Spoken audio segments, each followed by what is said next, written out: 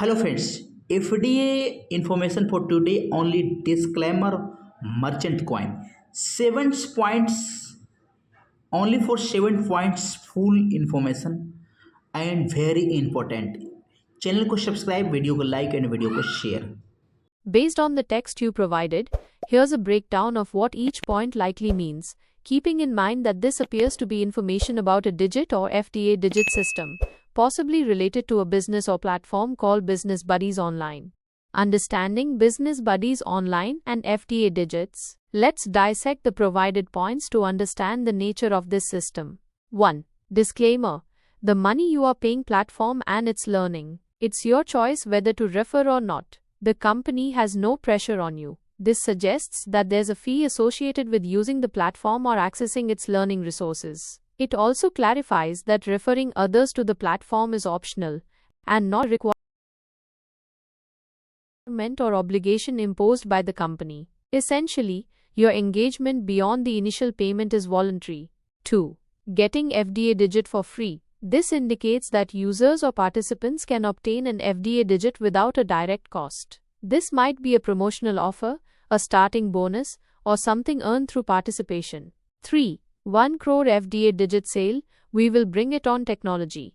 This point suggests an ambitious goal to sell 1 crore, 10 million FDA digits. The phrase, "we will bring it on technology," implies that once this sales target is met, the FDA digit system will be further integrated or advanced using technology, perhaps for better tracking, security, or functionality. 4. Technology to keep track of digits, not duplicate and easy to give and take. FD Merchant Coin. This highlights a key feature. The system uses technology to manage these digits. The technology aims to ensure each digit is unique, not duplicate, and can be easily transferred between users, easy to give and take. FD Merchant Coin might be the specific name of this digital asset or a related currency within the platform's ecosystem. The FD likely stands for FDA digit.